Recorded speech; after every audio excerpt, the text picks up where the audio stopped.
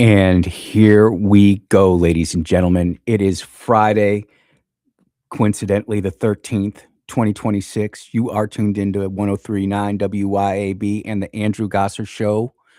Happy that you're here listening today. And we are streaming on Rumble, and we are streaming on X, and we are streaming on YouTube, and we are streaming on the mothership that is WYAB.com. So if for some reason you can't pick up the 50,000 watt blowtorch that is WYAB 103.9, well, please like, share, and subscribe to our streams. Share it out there. Let's get the word out. Let's grow this thing. You can follow me on X. It's just at Andrew Gosser, AndrewGasser. Would appreciate the follow. And if you want to be part of the program today, the number is 601 879 0002. The text line is open, and my goodness, there's a lot of texts. 601 879 5060. Ladies and gentlemen, no matter what's going on in the world, the mission here at the Andrew Gosser Show is standard.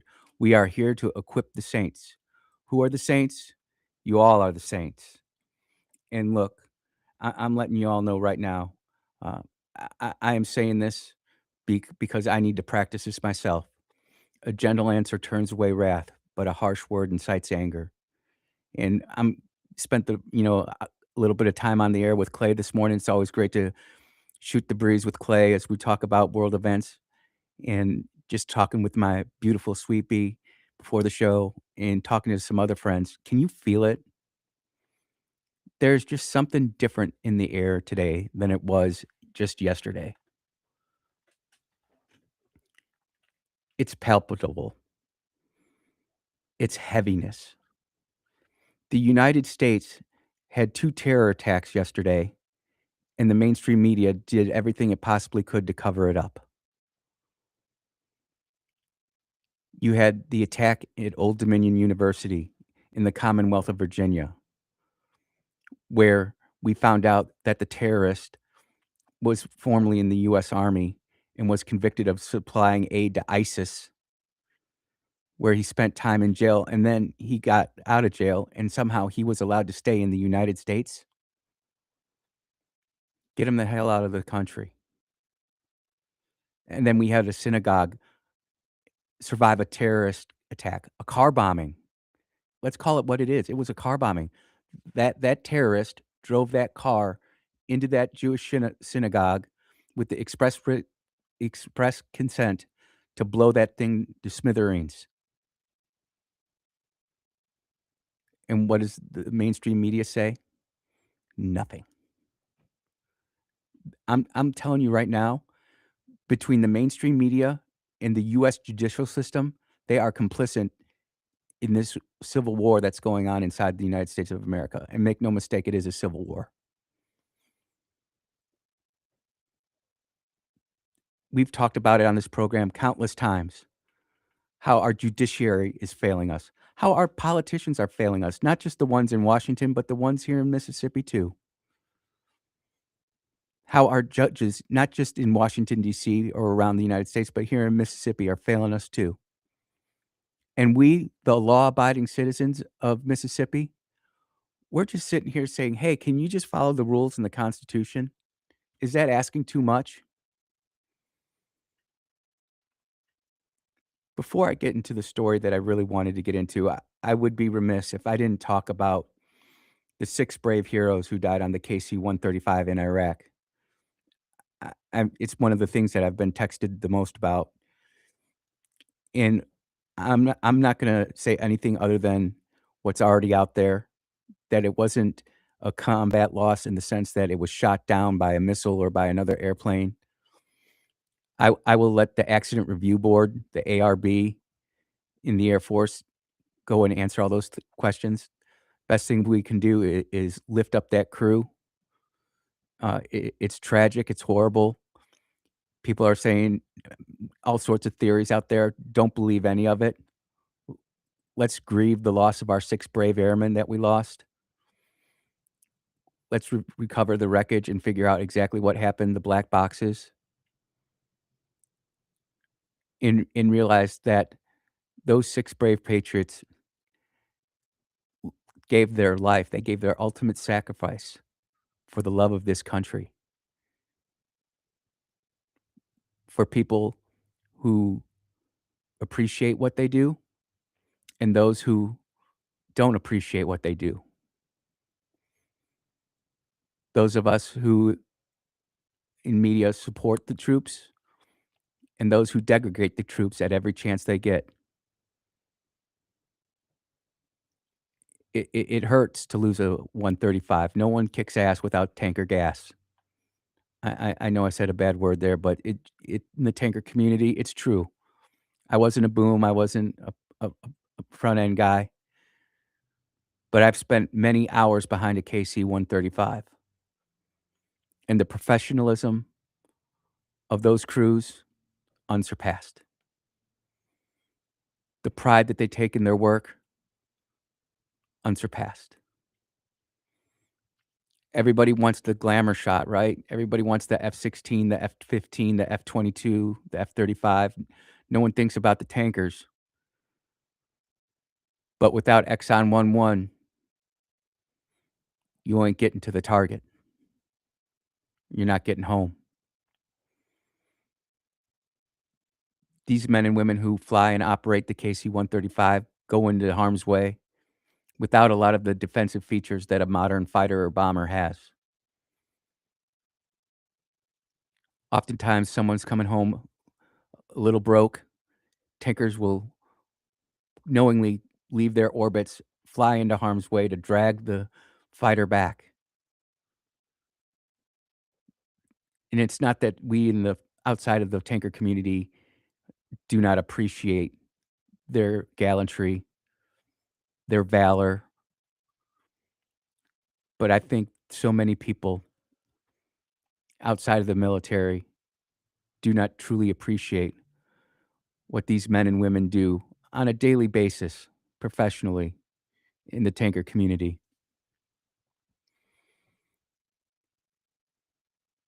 It stings. It stings every time we lose, not just an American, but any military service member. This one stings because we lost 6 at once. Sometimes you lose a fighter jet and you lose 1 or 2 people, or in the case of what happened in Kuwait, 6 good ejections. 1 airman looks like his left hand is pretty banged up. And we just kinda go on thinking that we're immune to this. We have this immunity from bad things happening.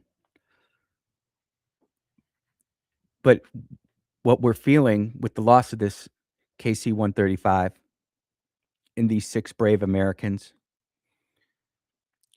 should all stir something inside of us. We should all refocus on our country and why is it that we're doing what we're doing. There's cynical people out there who will complain about steak and lobster, and then there'll be people out there who are focusing on the innocent civilians who have had acid thrown in their face for not wearing a burqa properly. 50,000 Iranian people dying just standing up for the rights that so many of us take for granted right here in the United States of America. Rights that places like England and France and Italy and Germany do not have. If you think Europe is free, you're kidding yourself. Liberty and freedom are defended. It's in our DNA in the United States, and everybody just likes to mimic it without actually exercising and protecting it. You know, I have here in the stack of stuff pages and pages of stuff on how Europe is just a shell. It's nothing. It's a hollow entity. There's nothing inside of it. It can't defend itself. It can't exude pressure. All they have are their crumpets, their tea, and their speeches, and their accent to make them sound dignified and powerful. They're a paper tiger. not like the United States,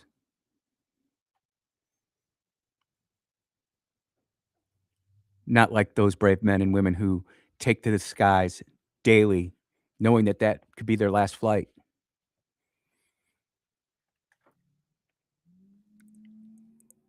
And, as an airman,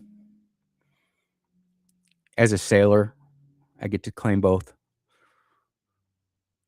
I know that I personally am grateful and thankful that we have young men and women who answered the call, who took to the skies, not thinking that anything like this was gonna happen. Professionals all the way, doing what they do, supporting the red, white, and blue. Look, to be in the military like that, and in a position like that, you've gotta love what you do. You've gotta have the Air Force core values: integrity, service, and excellence. Not just the ones who fly, but the maintainers too. I'll tell you what, when you lose an aircraft and you're a maintainer, you think, "Did I do everything right?" I was a collateral duty inspector and a quality assurance inspector on the F-14, and I thank God I never had to go through something like that. I had to go through investigations where other people were questioning things, and I had to look back and say, "Was everything documented correctly?" There are a lot of people tore up right now. There's a lot of hurt going on, but I'll tell you this, even with all the hurt, the tears, the notification of the family to the families that their loved ones are gone or not coming back, it's Charlie Mike. It's continuing the mission. I guarantee you that another 135 is in that same orbit that those brothers and sisters were flying yesterday, doing the exact same mission, tanking, refueling, exuding the highest levels of airmanship, officership, professionalism, tanking, booming, calm discipline, crew resource management, and we continue because we're Americans and we believe in something bigger than just ourselves, even if some of our civilians in America don't. Some people say that they weren't heroes, that they were just out there doing what they agreed to do. I disagree. They answered the bell, they showed up. That's heroic in and of itself.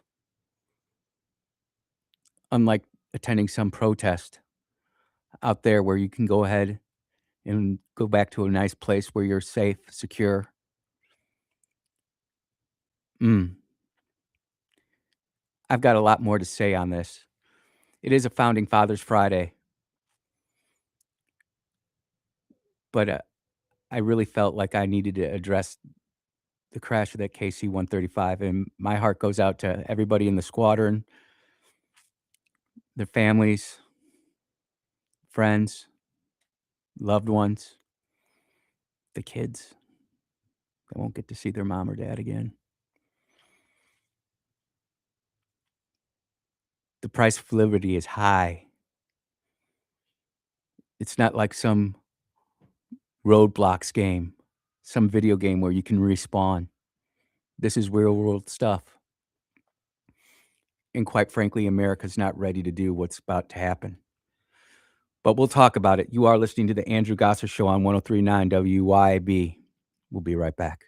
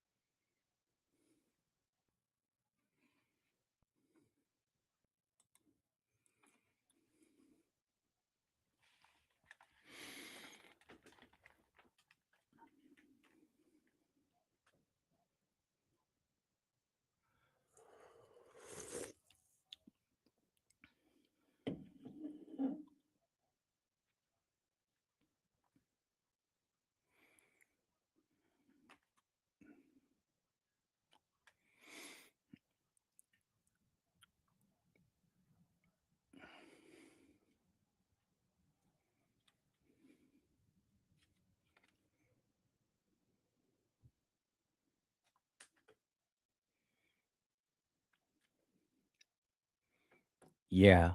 Welcome back to the Andrew Gosser Show, 1039 WYAB. We're moving and grooving. For this next segment, I'm going to start off with some sound from Fox News. How was he deceased?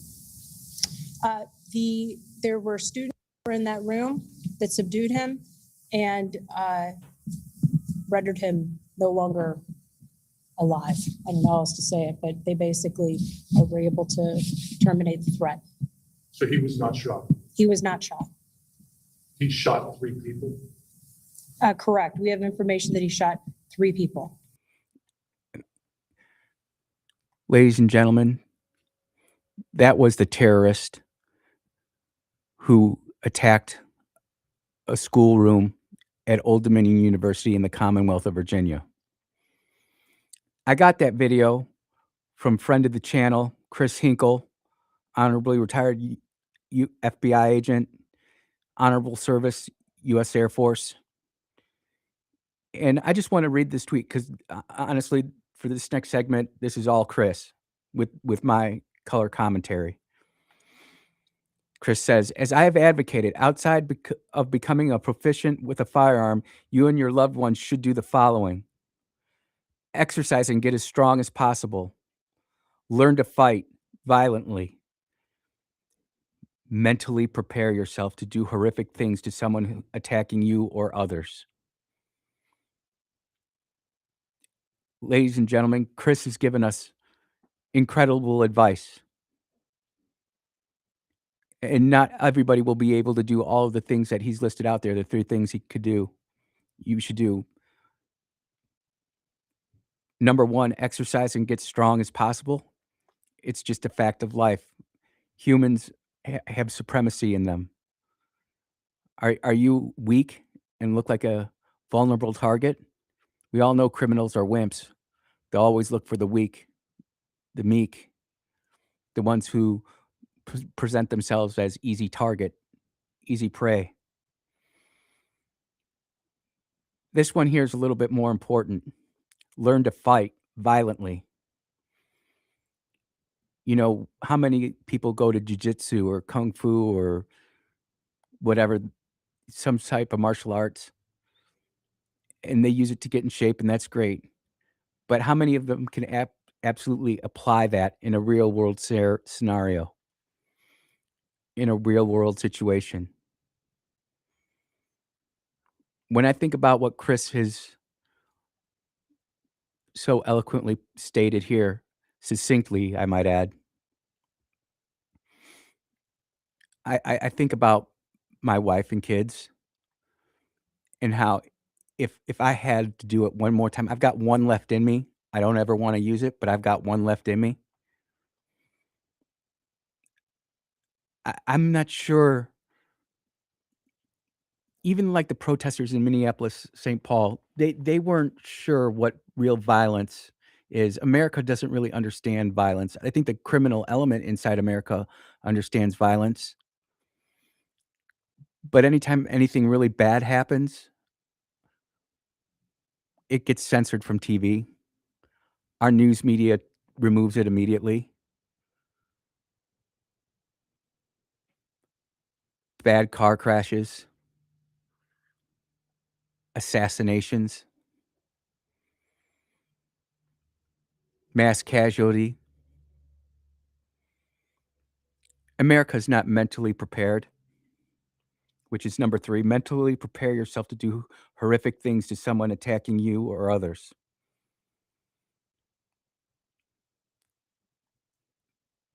That's where the veterans come in. It's where our law enforcement comes in. And quite frankly, even those of you who aren't law enforcement or veterans, how many of you fathers out there would be willing to go do the things that you needed to do to defend your daughter or your son or your wife? All of us would like to admit that we're a blue chipper when the chips are down. We want to be that first person coming in to wax poetic. But the truth is that 99.4% of you will freeze in an attack.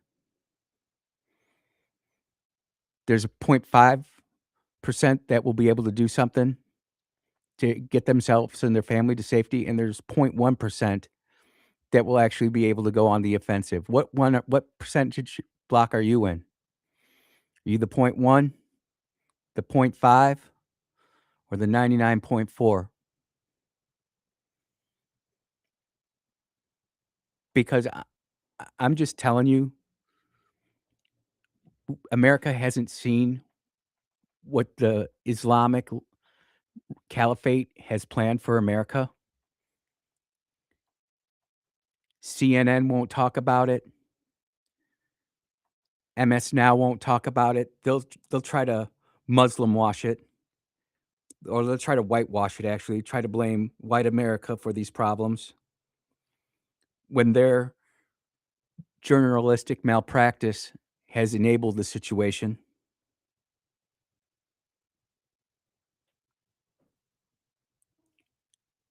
It's absolutely terrible.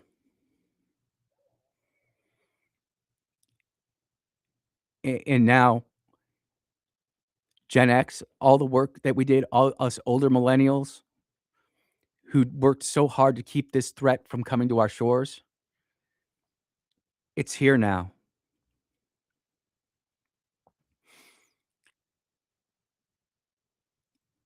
There's this big threat off the coast of California where they're saying that their Iranian drones could be a possible threat to the coast of California.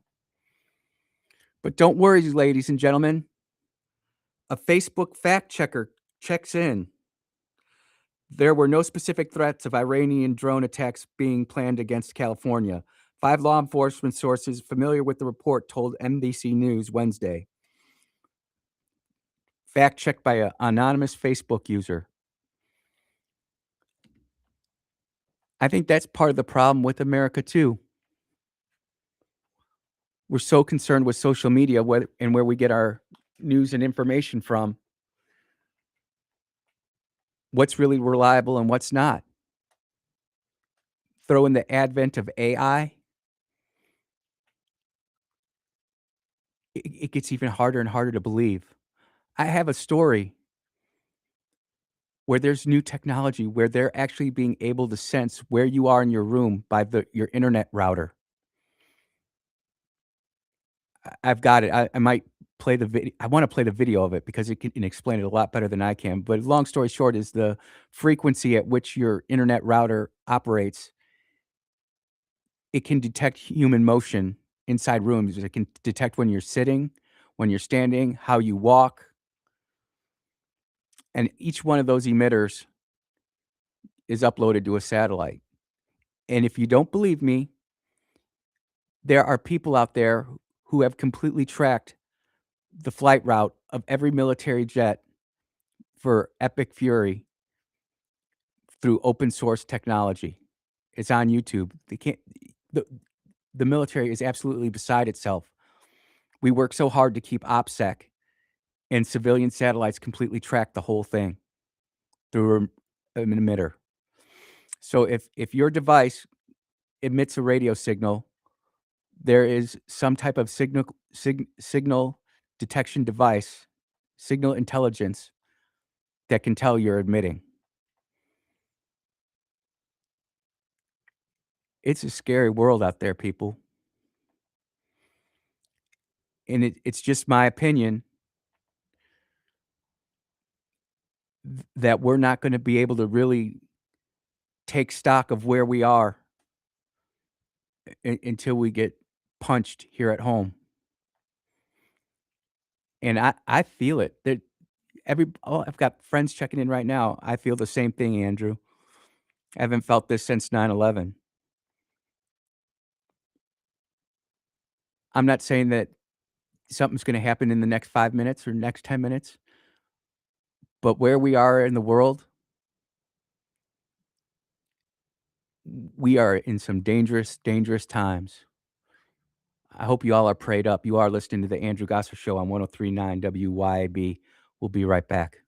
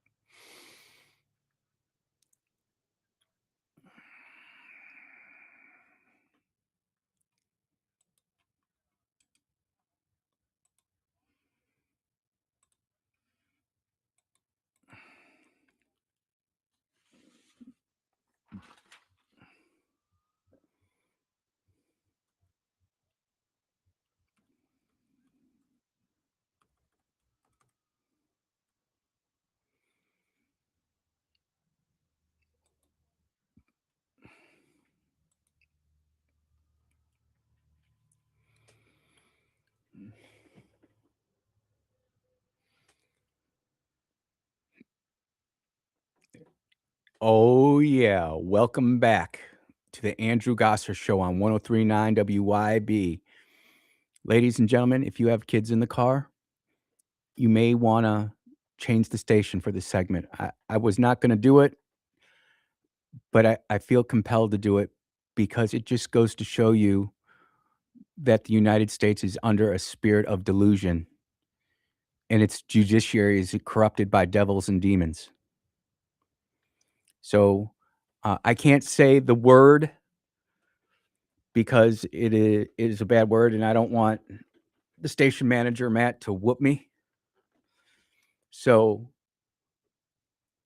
I am going to substitute the word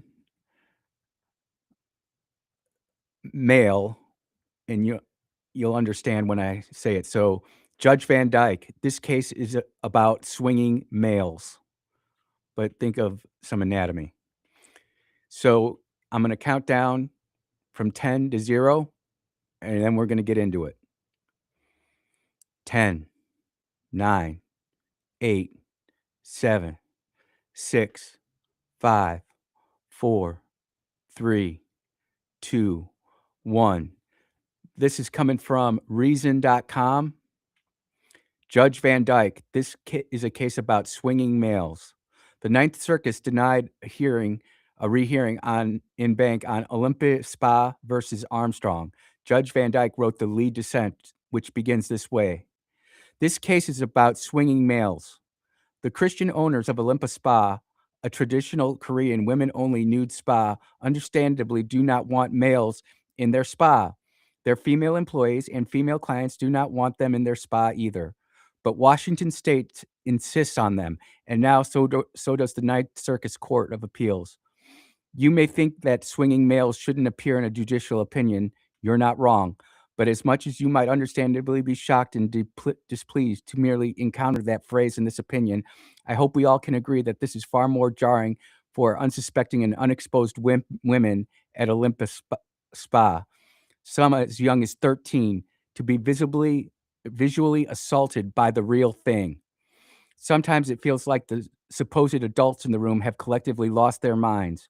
Woke regulators and complicit judges seem entirely willing, even eager, to ignore consequences that their Frankenstein social experiments impose on real women and young girls. That is a real dissent from a real court opinion, where I substituted one word, but you can figure it out. Well, this has caused absolute meltdown.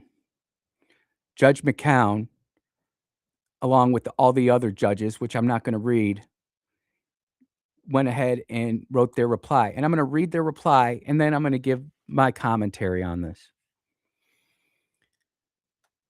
And granted, this is every other judge in the Ninth Circuit Court of Appeals. The American legal system has long been regarded as a place to resolve disputes in a dignified and civil manner, or, as Justice O'Connor put it, to disagree without being disagreeable. It is not the place for vulgar barroom talk, nor is it a place to suggest that fellow judges collectively lost their minds, or that they are woke judges, complicit in a scheme to harm ordinary Americans. That language makes us sound like juveniles, not judges, and undermines the public trust of the courts. No kidding. I have said countless times that this judiciary is attacking the American way of life.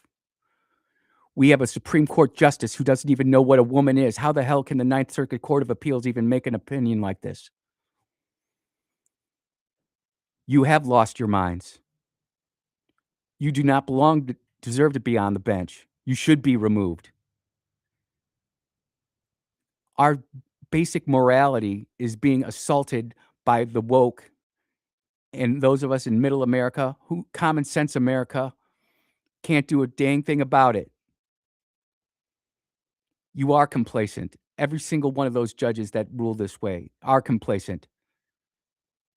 You're either born a boy or a girl.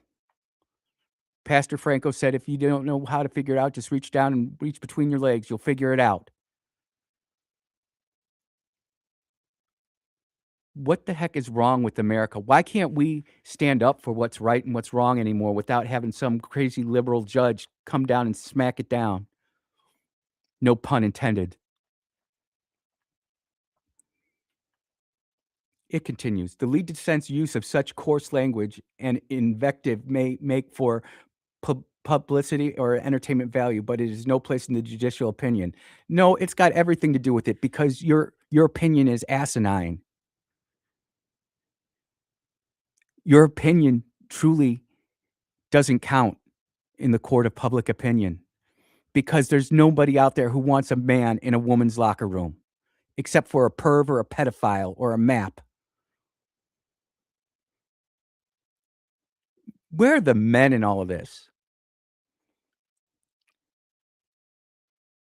I'm talking about the men, not the soy boys.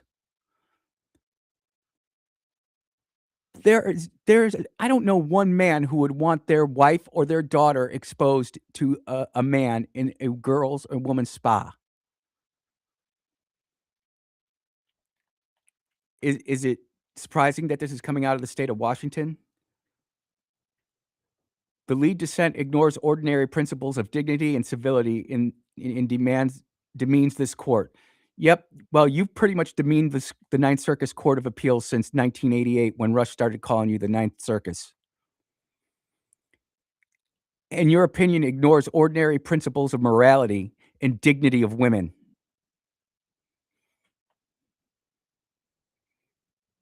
Neither the parties nor the panel dissent found it necessary to invoke such crude and vitriolic language. I do. I think it is a perfect metaphor for each and every one of you who wrote this opinion right here. Each and every one of you are a swinging male. You know, we're all worried about violence against police officers and violence against judges. I am not calling for that, but I understand it. I understand why people would be so disenfranchised with the legal system. Public Enemy made a whole deal out of it. I understand why people go into court thinking that they've got a slam dunk case, and you've got some whack judge like this who completely ignores the whole case and does something stupid. Like that judge up in DeSoto County. Remember the lesbian pastor who was sexually molesting a girl, and that judge gave her 3 years house arrest? And that judge is still on the bench. Do you know that? Completely ignoring social morals, social contracts. So it's not just Washington State or California, it's Mississippi too. We've got some liberal whack-tard judges right here in Mississippi. Andy, you don't know that judge. You know what I know? That if there's a 24-year-old woman sexually assaulting a 13 or 14-year-old, that woman should be put behind bars and never see the light of day again, or you can get rid of her and just lock her and throw her away. 3 years house arrest. And you wonder why people are so disenfranchised with the legal system? When you have people going to jail for 6 months because they're late on a tax payment, and yet the pedophiles walk away scot-free. Meanwhile, you have the good cops out there, and I believe 99% of the cops are good. I really do. I believe 99% of the FBI agents are good. There's a select few out there who are muddying the waters. They're like ducks in a pool. You got a clean pool, you throw in a duck, and the next thing you know, the pool is dirty, and everybody's got crap all over them. You've got good cops and good agents out there trying to do the right thing, and you've got these judges. And it's not like it's just one judge. It's every stinking judge on the Ninth Circus Court of Appeals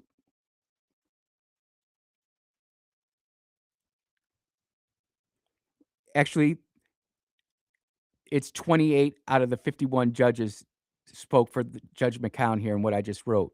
I don't know what the other ones did. It's truncated off.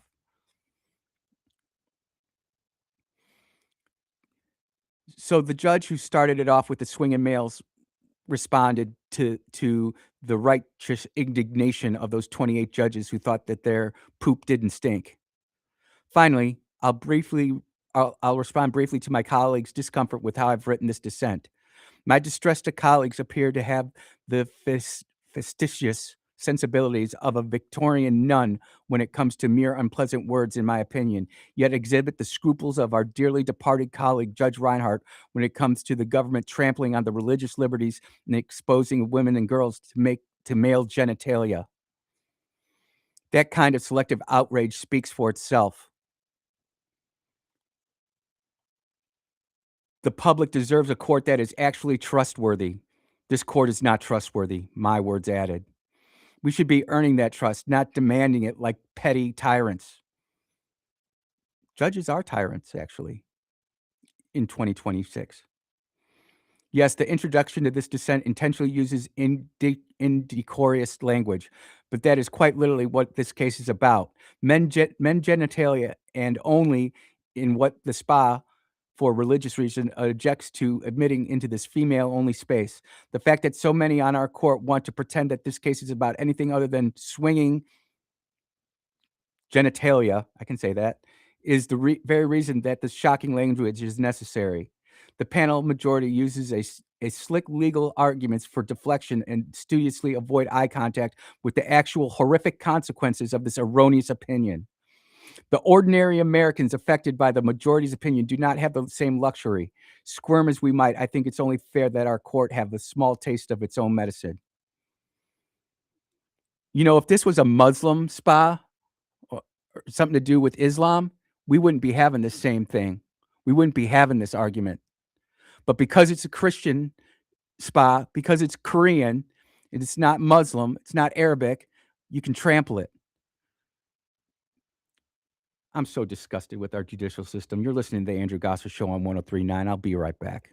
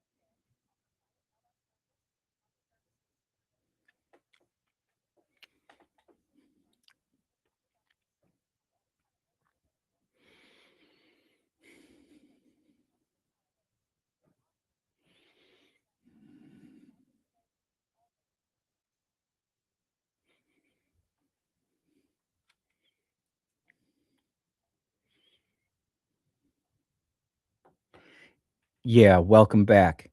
There's a little bit more to this that I want to read. It is a Founding Fathers Friday, and it's we've got a great founding father, but I want to read this because Judge Tung also issued an additional dissent, and I want to read this because this is the important part. Let us be clear of what the law in Washington requires. Under its law, the state can disregard a small business owner's Christian beliefs and force her family run Korean spa to allow a nude man who claims to be a woman into an intimate space reserved for the female patrons. Yet, under the same law, private clubs, I'm guessing strip clubs, embracing secular values can refuse entry to that same man. Schools and cemeteries can refuse service to a man too, so as long as they're run by an institution deemed sectarian. Thus, while the law purports to protect any Washington resident from so-called gender identity discrimination, the state's prohibition exempts some secular organizations and certain religious ones. It just does not exempt the small business in its exercise of its religious beliefs here.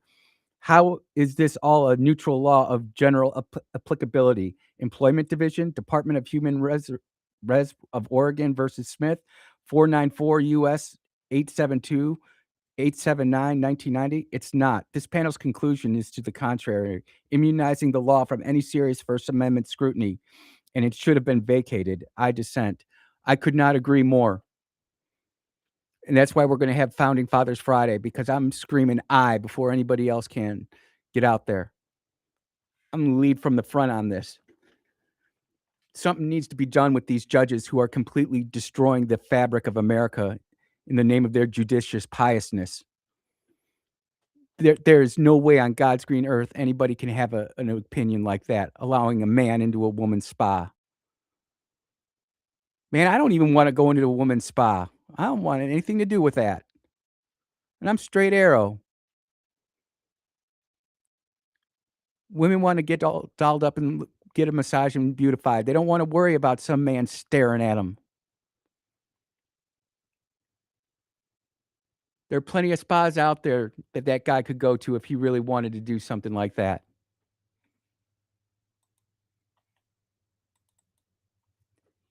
You know, they're just a bunch of sick freaks out there in the world, and there are a bunch of sick freaks on the bench. And they're in the minority. And yet they're shoving their crazy values down all of our throats.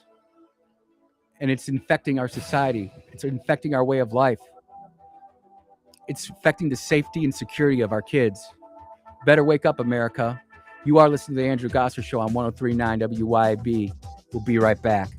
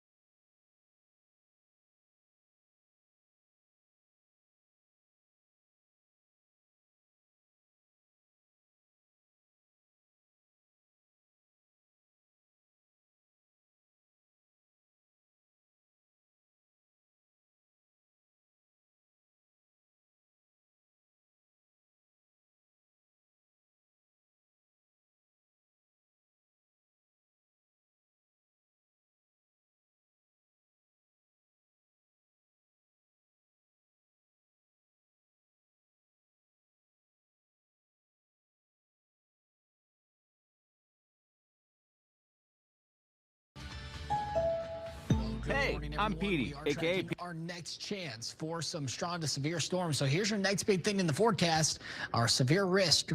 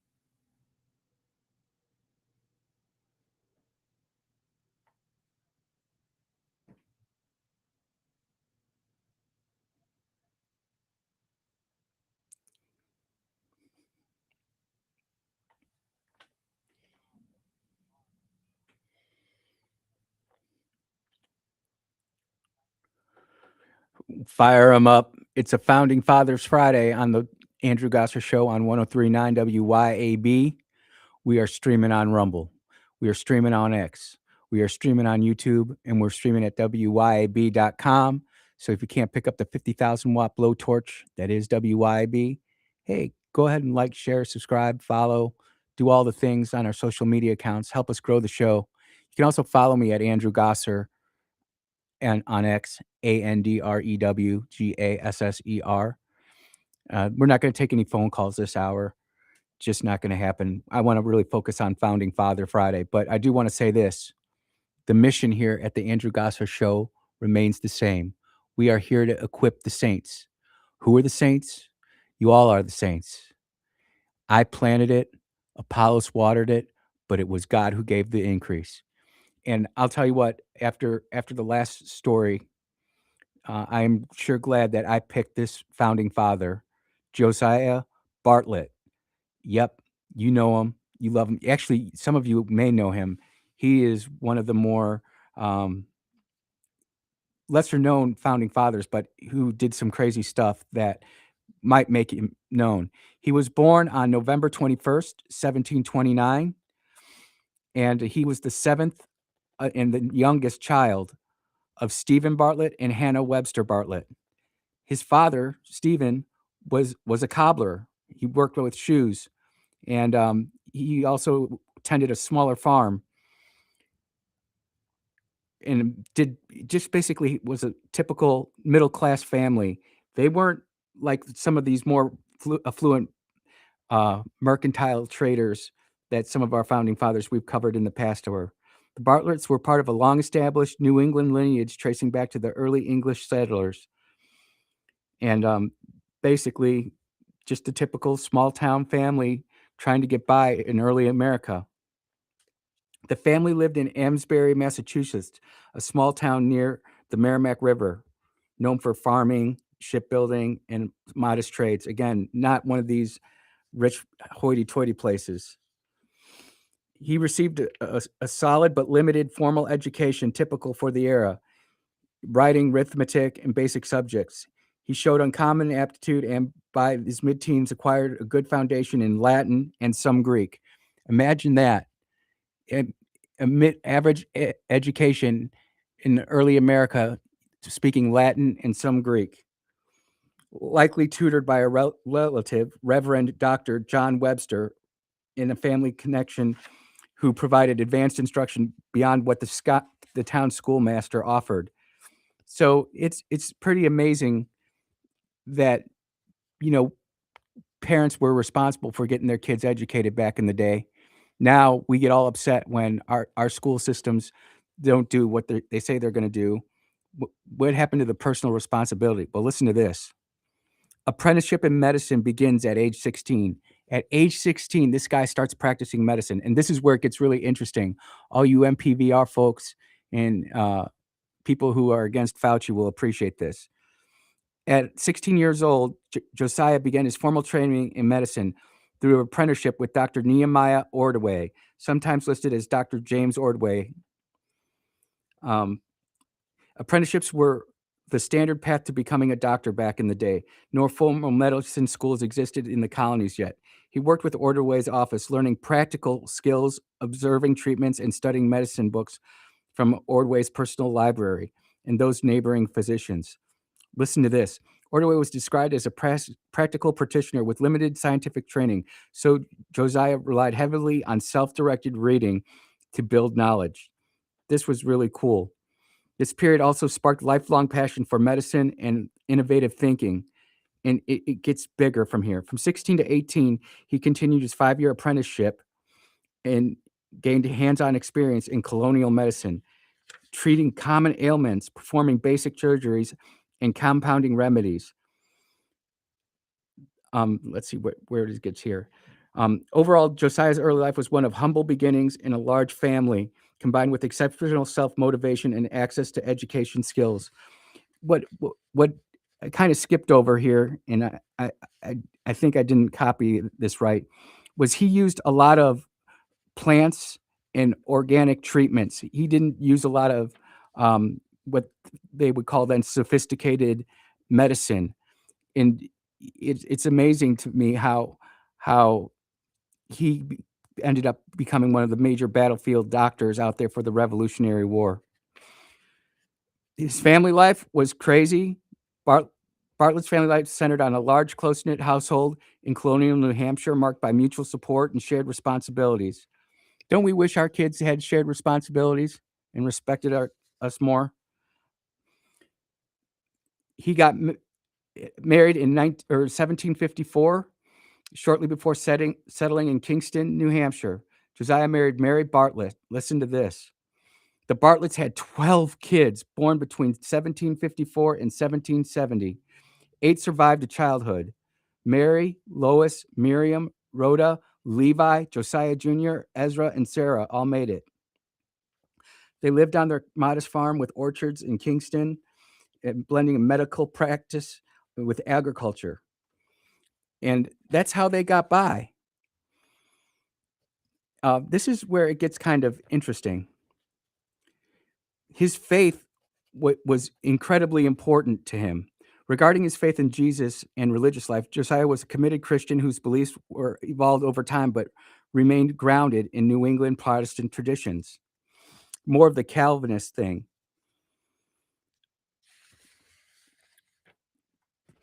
Here's his professional life and medicine. This is the part that I wanted to really get to. Bartlett practiced medicine for about 45 years, from 1750 until the mid-1790s, establishing himself as one of the colonial America's most innovative and respected doctors. At 21, after 5 years of apprenticeship, he moved from the frontier town of Kingston, New Hampshire, and opened his own practice with modest farm and orchards. He gained fame for progressive treatments, advocating for cool liquids, lighter bedding, and fresh air for fevers, contrary to the era's heavy blanket hot room methods.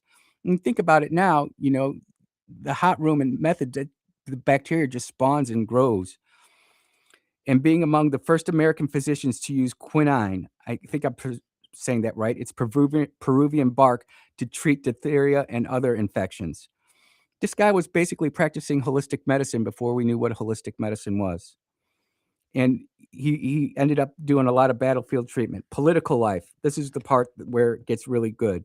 Bartlett entered politics, public life gradually, driven by a sense of duty and opposition to British policies.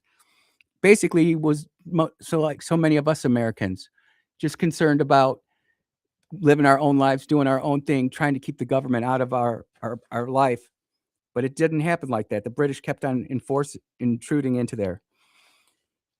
Elected as town selectman in Kingston in 1757, in 1765 chosen for the New Hampshire Provisional Assembly.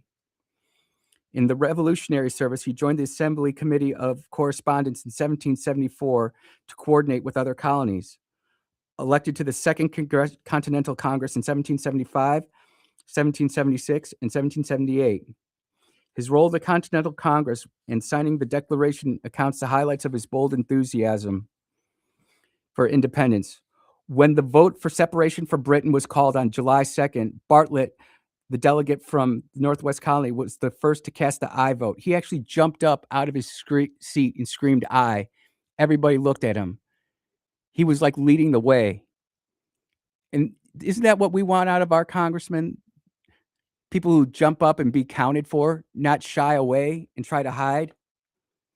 Not him. He cast the first aye vote, and it was said that he made the rafters shake with the loudness of his approval. That's what I like to hear. I remember taking a few votes where I screamed no or even hell no. I can remember that clear as day. He was the second person to actually sign the Declaration on August 2nd, only behind John Hancock. And, John Hancock wanted to sign it in the middle, making it big so the king didn't have to squint his eyes. Early historians described him as an outspoken patriot who hurled sharpened barbs and critiques at British policies in the New Hampshire legislature, aligning firmly with the Whigs and Patriots opposing royal government. He's looked at very positively by all of his contemporaries. I always try to get quotes and stuff like that. And there was nothing really outstanding or stood out that made him, say that he was a great orator or speaker. But he did credit God for a lot of things.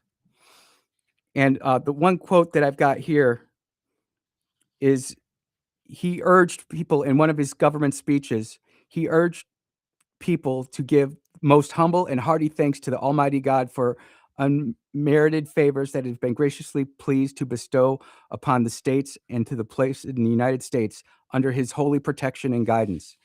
He often quoted Jesus, and his faith was huge in what made him one of being our founding fathers, and he never gets enough credit for it. Again, everybody will know that he screamed "I" when we were taking the vote on the Declaration of Independence, but all of his spiritual leanings that led to his the way he treated medicine, the way he raised his family, that all gets whitewashed. And that's why we do these Founding Father Fridays, because if we don't, we're gonna lose that important history, that tradition. And again, I used YouTube as a source. I used AmericanFoundingFathers.com as a source. Um, there's one other source that I used, but Josiah Bartlett was definitely somebody who I found really inspiring, and I was grateful that I got to learn about him because I certainly didn't remember him from my studies. And that is today's Founding Father Friday. We will take our first break. When we get back, we'll jump into some of the current events. You are listening to the Andrew Gosser Show on 1039 WYAB.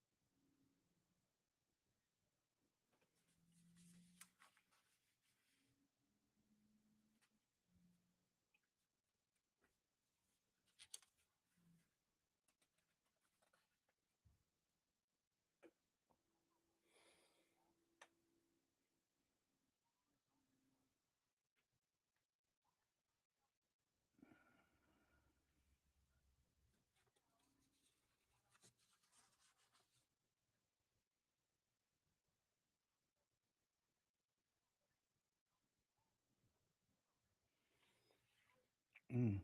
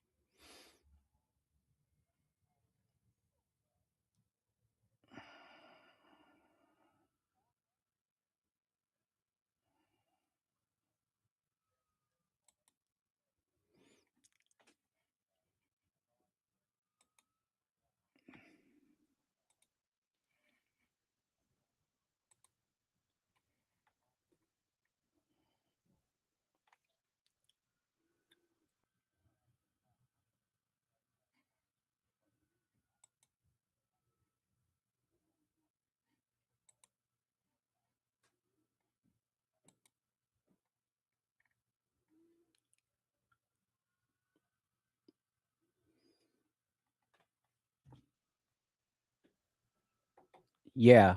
Welcome back to the Andrew Gosser Show on 1039 WYAB. This is coming from Nick Sortor, again, using that list that we talked about on TTP Tuesdays. President Trump is coming out swinging against John Thune this morning. I mean, how can you not get voter ID approved, proof of citizenship? And this is why it's so important that we focus on our senators, Wicker and Hyde Smith, to make sure that they're in line.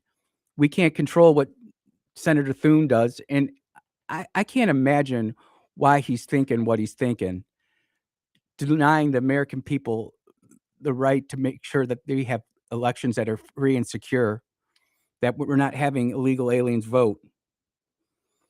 It's absolutely unconscionable to me to think that we have a Republican majority in the Senate and we can't get something as simple as this done.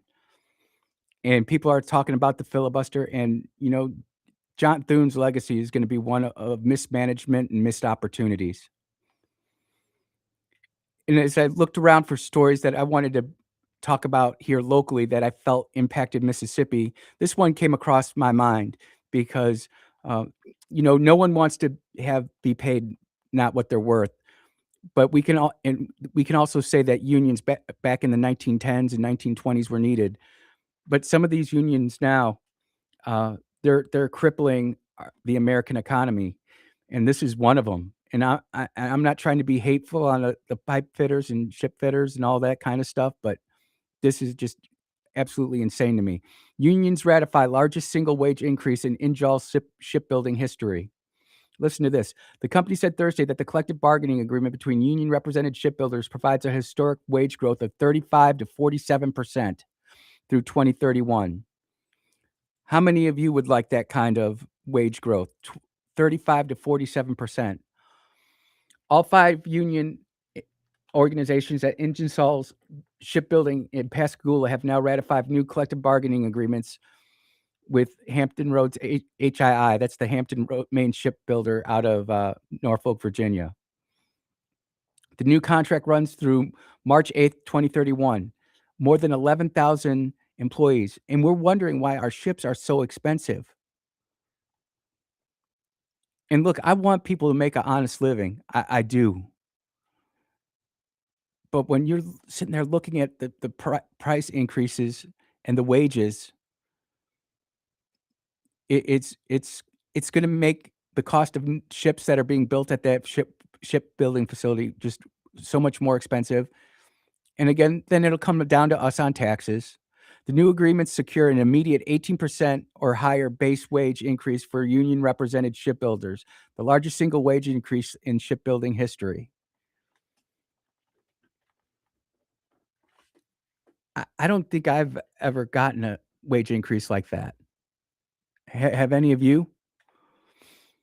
The company said Thursday that the collective bargaining agreement for union represented shipbuilder approves historic wage growth through 2031. And the shipbuilder leadership anticipates it will improve further recruitment and attrition that will enable accelerated throughput. Well, that's definitely true. People are going to want to be shipbuilders when the wages are that high. And the one thing that this does prove, and I know that there aren't too many people who are disagreeing me with, the trades are where it's at. Going to college to get these degrees in basket weaving and underwater biology and whatever else, 18th century lesbian studies, that's just going to get you $150,000 in debt and a piece of paper and maybe a cup of coffee if you negotiate it, okay? Blanchett added that the dedication and experience of the shipbuilders are essential to meeting the U.S. Navy's growing demand for more ships. We need more ships. The Coast Guard needs more ships. And now we were going to have the top of the line shipbuilders in Mississippi getting paid one heck of a wage.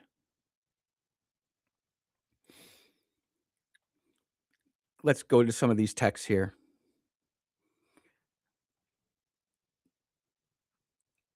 Andrew, with respect to the judges in Washington, where did you read that? I got that, I believe, from Reason Magazine, and I also retweeted it. Andrew, is there any other any more news on the KC-135? Nope. And I'm honestly, I said what I needed to say about the loss of all 6 air crewmen. Secretary of War Pete Hegseth has come out and talked about it, and we need to let the process go, because if we don't, there's just going to be a lot of rumor and innuendo out there, and there's enough of that going around as it is. Something that's come across my mind that just brought up, it says Chinese embassy mocks Donald Trump's Shield of the Americas in an AI video. Have you noticed all the AI slop in your news feeds lately? I have. They look like they're very reputable news sources. And you go and click on it and you realize that it's nothing more than AI slop, pulling from different news sources, trying to get you to go ahead and click and read, and then go in the advertising, whether it be on Meta, if you use a Meta product, whether that be Facebook, Instagram, or whether that be YouTube. I'm getting all sorts of video games and things that just do not meet what I'm looking for. YouTube reported the other day that they removed over 4 billion AI videos. 4 billion.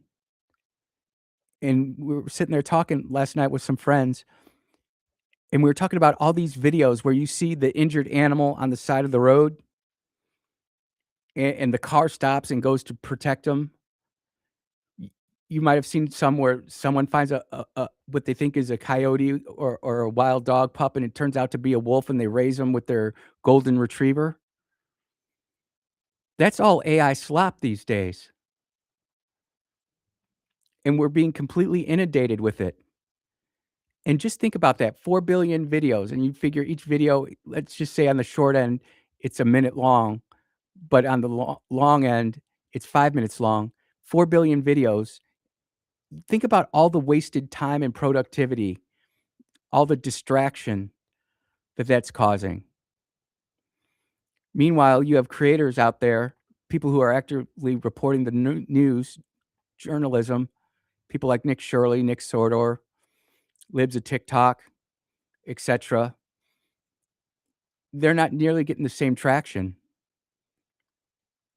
Brother Rick often says, what are they pulling over on us next? What are we doing next?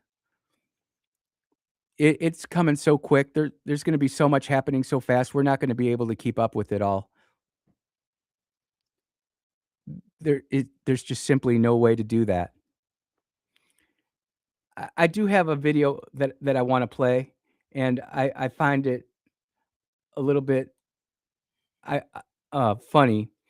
Yesterday we talked about Paul Begala, and I only had the edited version, but I believe I now have the unedited one, and I wanted to play it because I think sometimes when we get edited stuff, and it's clearly edited, it's not deceptively edited. When Scott Jennings says do something, internet do something, I want you to hear the honest argument that Paul Begala makes about our troops, because I don't feel like there's a certain segment of us who just think that CNN is just doing this for ratings. It's not. These people are actually true believers in this garbage. He has spent $15 million Yeah. in 1 month for ribeye steaks, $6.9 million not for gonna lobster do tail, $225 Come million for furniture. He spent more in the month of September than most countries on earth spend in their He's looking right in the camera when he says this, by the way. Paul, defense. do you believe All do you for believe, himself? Lobster tails? Do you While believe our troops no, are no, eating no, no, MREs? no, no, no. Do you Lobster believe, tails? Do you believe the Secretary of Defense is personally eating all the lobster? Well, he It's can't for eat the 16. troops. Oh, really? The troops are getting And lobster. frequently in Oh, theater, my God. troops who are going to war Oh, get my God. great meal. You know Okay. that. They're You getting know lobster. You are that. so You're gonna full get of it. killed over this. You are You're gonna so get killed full of over it. this. Internet, do something. And that's when they edited it. These CNN anchors, they can't be fired soon enough. They can't be fired soon enough, because what we're consuming from a media point of view is absolutely woeful and dreadful. And we're looking to these I'm not even gonna call them reputable, but they are established news sources. They've been around for years, so they're established as a newsroom. I'm not saying that they're credible, but we're looking to these established newsrooms for reliable information, whether it be about the terrorist attacks in America, whether it be with the war with Iran, and this is the best that they can put forward. There's something seriously wrong, and I don't know if it's just the Friday funk. I don't know if it's just people are looking forward to the weekend and just trying to unwind, but something isn't right here, and I'm all for pointing it out. I'd like your opinions on it. You are listening to the Andrew Gosser Show on 103.9 WYAB. We'll be right back.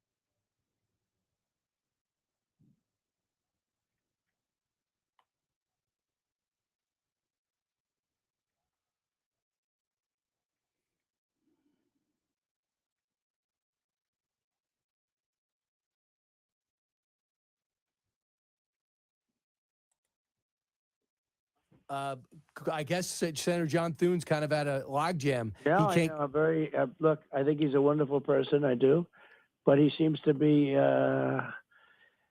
not that he doesn't want to do it. He doesn't think he can do it, and that's bad. I mean, how can you not get voter ID approved? How can you not get citizenship approved? Proof of citizenship. That's Listen, all we're asking for. I hear you. And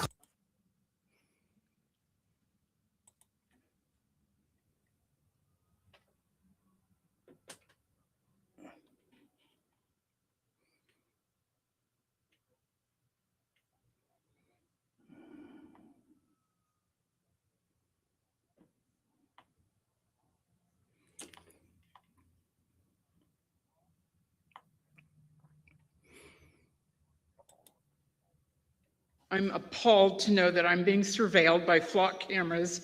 If this tool is effective in fighting crime, don't break the tool. 100 people in San Jose went before City Council on this Tuesday to voice their opinions about flock cameras in their city.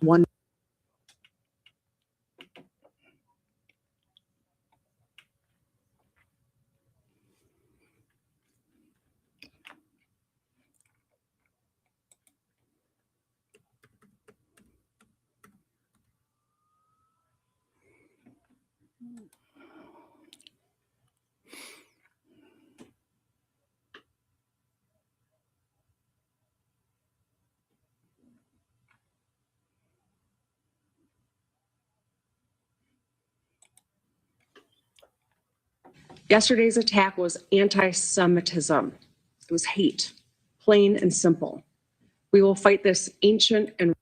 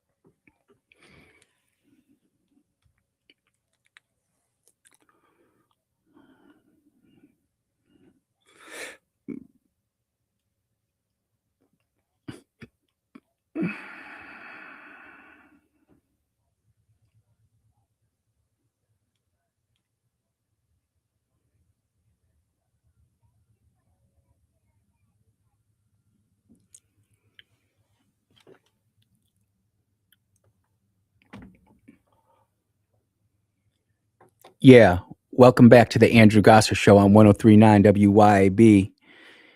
There's a couple of different stories I want to get to, but the first one is this anti-Semitism that's raging through the Western world right now, whether it be Europe, whether it be the United States. I'm not even taking a spiritual point of view on this. Just the anti-Semitism, it's ripping us apart, and to listen to the governor of Michigan talk about how it's evil, I agree with her.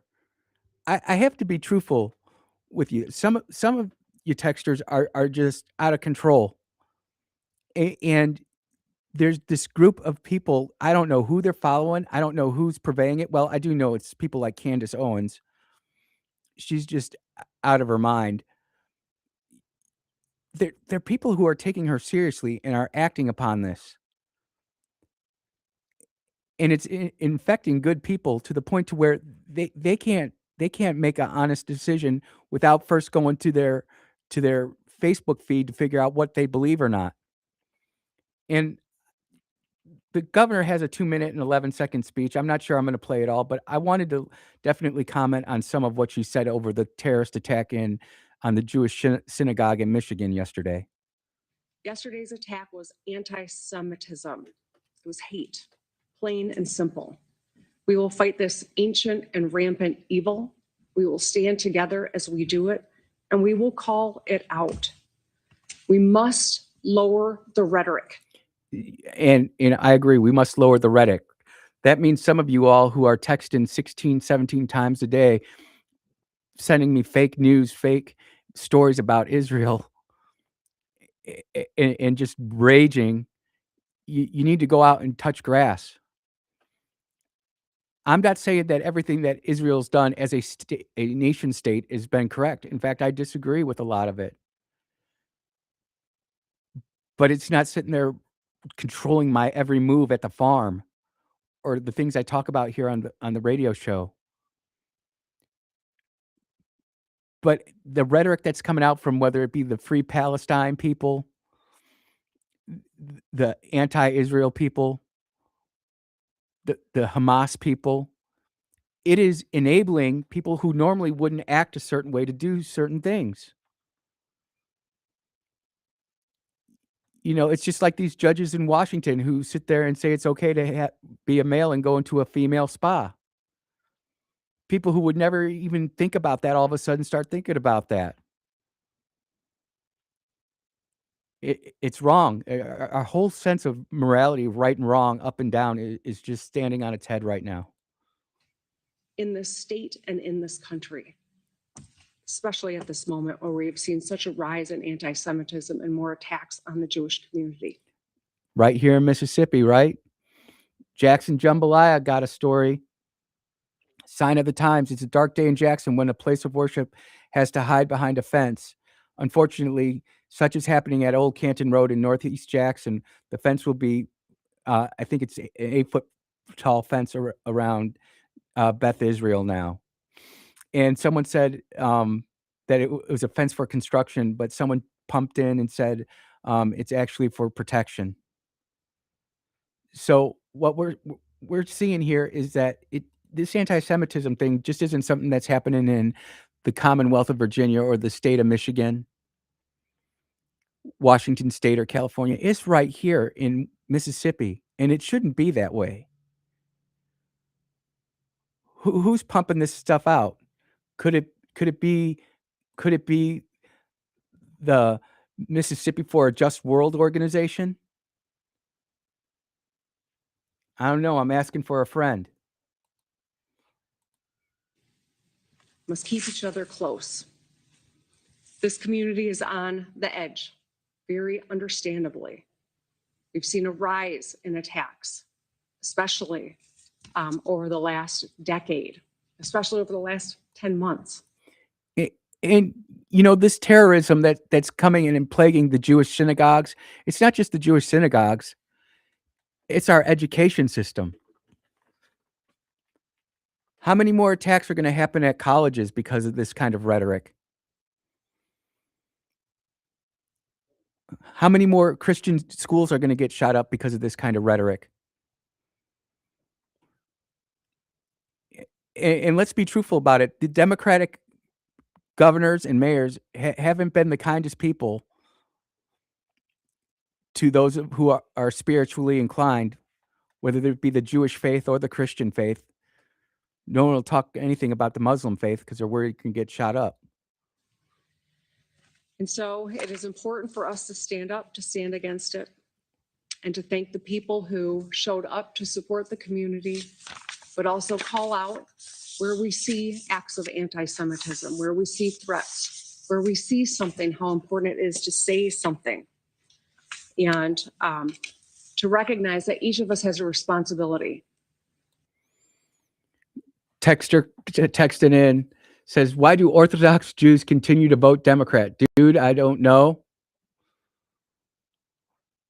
I can't tell you why they do. That's something you'd have to ask them. I just me, someone who grew up in Chicago where the Democrat religion, and it is a religion out there, is prevalent. I could never understand it. Whether it be the unions and bringing up people who didn't deserve pay raises to get pay raises, and the people who deserve pay raises not get as big a pay raise because they had to bring up the people from the bottom. Whether it be our religious beliefs, it's almost like they're Jewish in their biology, but not in their faith. I think that's a fair argument to make, and it's not being hateful. There are some people who are Jewish who are completely atheist and agnostic. But it just seems in Chicago, Illinois, we've got Skokie and Winnetka, which are incredibly heavily predominantly Jewish communities, and they're heavily Democrat. I don't get it, Brother Junk, but that's a great question. This Life says, "What's up? I used to live in Michigan, and I liked Governor Whitmer. Do you like her now?" That's coming in on Rumble. I'd like to know if you still like her. I've never really been a fan of Gretchen Whitmer. She's very combative of Trump, and for me personally, you don't have to like the president. You don't have like I didn't appreciate President Obama, but he was my commander in chief when I was active duty. Never spoke out against him. Never did anything. Definitely not in uniform, but even out of uniform, I more spoke on my beliefs of conservatism in the pro-life issue. It didn't have to go after the president, but she made it a big issue to be this anti-Trumper, and now it just seems these blue states are having a lot more of these anti-Semitism type of outbreaks. But again, it's not just blue states. You got to look at Mississippi. What caused that 19-year-old kid to go ahead and do that? I don't know. It's sad, though. People like the person that attacked this community yesterday get fomented by rhetoric that they see online and that they see on television and they hear on the radio. Yep. They do. They see it online. They don't hear it on the radio. We call out hate, whether it's anti-Semitism, anti-Christian. We call it straight out. And there are some online creators, people like Candace Owens, Nick Fuentes, others, who even Tucker Carlson, they're taking it to a spot to where it's like it's because they're Jewish that they're a bad person. And I often wonder, I know that Nick Fuentes and Candace Owens and Tucker Carlson could try to have that argument in person, but some of these people, these anonymous texters or these anonymous Xers or TikTokers, if they could actually hold an argument in person, because I don't think they could. There's no version of reality where it's okay to drive a car bomb into a Jewish synagogue, a daycare school. there's no version in life to do that with a Muslim school. Drive a car bomb into a mosque. There's none. And yet there are people making excuses for it. Now, it should be said that the person who did drive the car bomb into the synagogue in Michigan did come from Dearborn, Michigan. That's fair to say. It radicalizes people and it endangers our fellow Michiganders. We cannot let this continue. And so each of us has a duty to take action where and how we can. And with that, I'll hand it over to Senator Slotkin. Yep, I don't wanna hear what the senator has to say. I did wanna hear what the governor has to say because she is the highest ranking elected official in the state executive of the state of Michigan. At what point are we gonna say that some of the stuff that's been being pushed out, and by the way, don't think that Google's not part of this. Don't think that big tech's not part of this. They are completely manipulating what we're seeing right now. As I spoke about earlier with the ad feeds, with the things that they're trying to push, especially the younger kids, the Zoomers, and the Zoomers are based like the 13 to 15, 16, 17-year-olds. They know what they're seeing is wrong, that it's garbage. They can't necessarily pick out why it's garbage because the schools don't teach them how to critically think, but they understand that it is garbage. So I do think there's hope. But until people like Gretchen Whitmer come clean with what they're actually seeing and doing, we're going to continue to have this problem. And we're unfortunately going to see it get a lot worse before it gets a lot better. Shout out to News Nation for that clip of Gretchen Whitmer. I appreciate it. And we're going to take our final break for the week here on the Andrew Gosser Show, 103.9 WYAB. We'll be right back.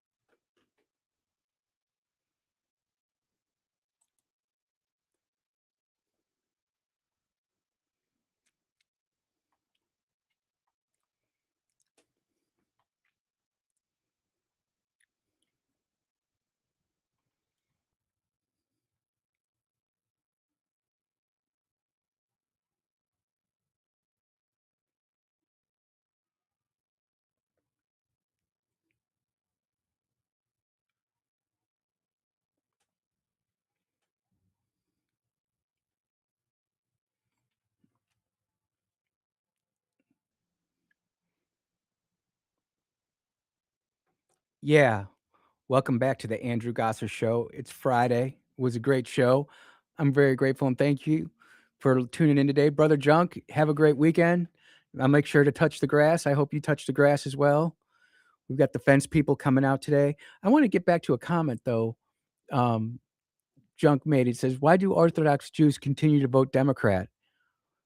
Why do Christian conservatives continue to vote Republican when Republicans can't do simple things like defend life, parental rights, religious faith? I think that's a bigger question that takes a lot more exploration next week. Why do we vote the way we do? Are we just so tribalistic that if we're this way, then we're voting one or unit one, and if we're that way, we're voting two? Our system is set up as a two-party system, so and I don't see that breaking anytime soon, unless there's just like a complete breakdown of the United States. Which, if that's the case, then we're in a lot more trouble than any of us want to believe. You know, it's the weekend, date weekend with the spouse. I don't know what you're all planning to do. I don't even know what we're planning to do yet. Maybe we'll go to the range, go shoot some weapons, some firearms. That's always a great date with the sweet bee. But I want to make sure that I spend time with my family, that's for sure. You want to keep your head on a swivel, ladies and gentlemen. Don't let those Facebook fact checkers make you and lull you into a sense of laziness or awareness. Listen to what Brother Chris said about making sure that you're mentally prepared. You know, it's not unreasonable for you to think about what you would do in a certain situation. It's better to think about it while you're not under any pressure in a calm environment than all of a sudden having to spring into action without any real forethought just because you're in the middle of the soup. But it's been a great week. I am very grateful and thankful to all of you who tuned in this week.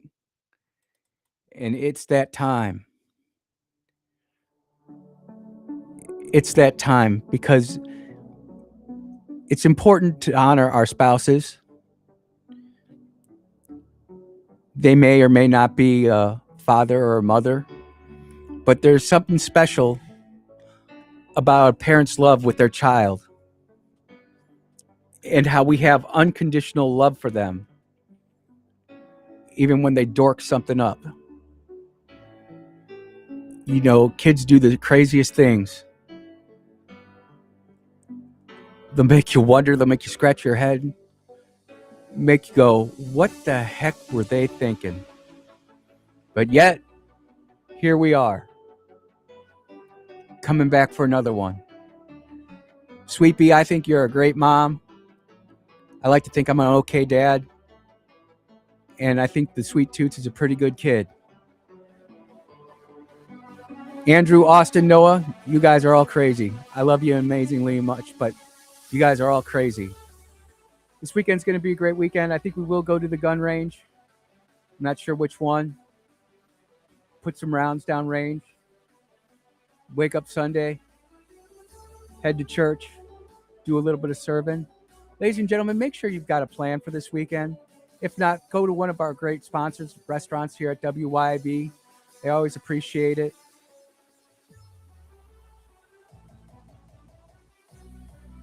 I can't thank you all enough for the wonderful week that we've had. And until next time, everybody, take care. Be blessed.